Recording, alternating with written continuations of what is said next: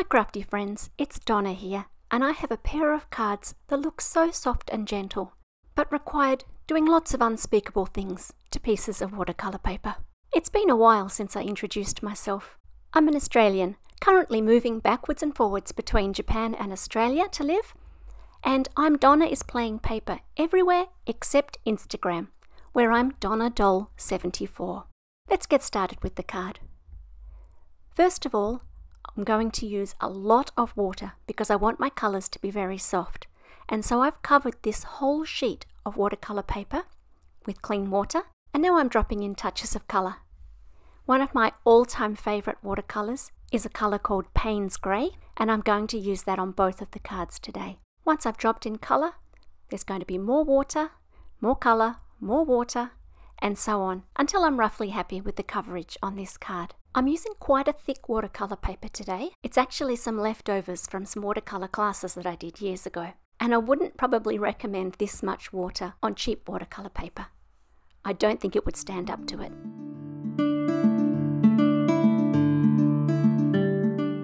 Please don't be alarmed at the brown. There's going to be more water.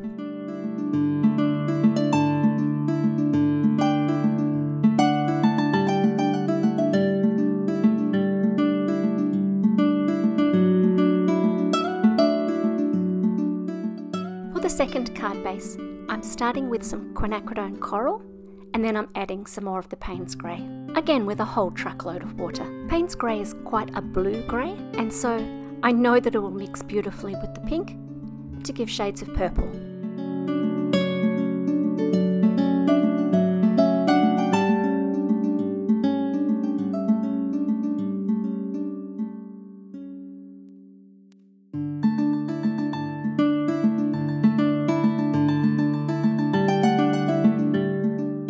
Next, I'm going to do a whole lot of things to disrupt the paint.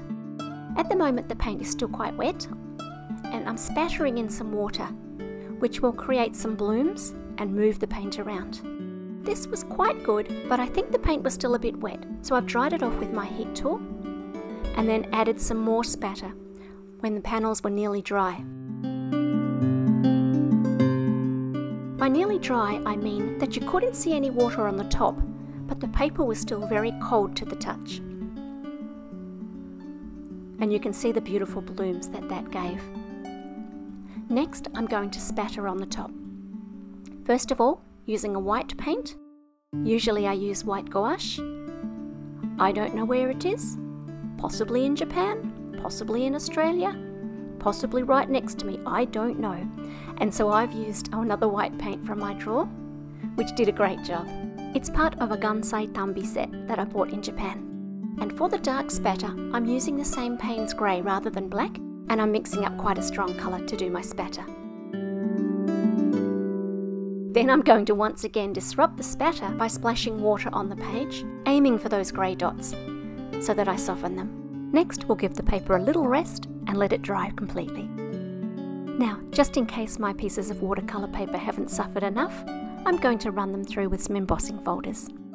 If you rub your fingers over the inside of the embossing folder, you can feel which side is pushing up and which side is pushing down, and so you can decide which way you'd like your pattern to go. These folders are called Tulips and Sweet Vines, and they're both 3D embossing folders, which means you need to have a different sandwich for your die cutting machine. My advice is to start with a minimal number of plates. If your sandwich isn't thick enough, the worst that will happen is that it won't emboss heavily enough.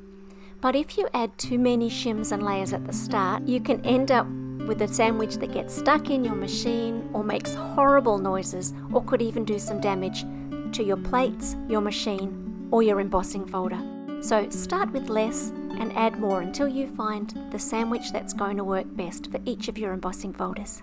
The sentiments today come from a set called Celebrate Embossed cut-apart sheets, and they are both foiled and embossed, so they're both shiny and they have a little bit of dimension. I'm going to be combining those with some gold glitter cardstock and a few small cut-out elements. I've cut some butterflies from a set called Flurry of butterflies, which I have used a lot. I'll leave a link to some other videos that I've made using that set.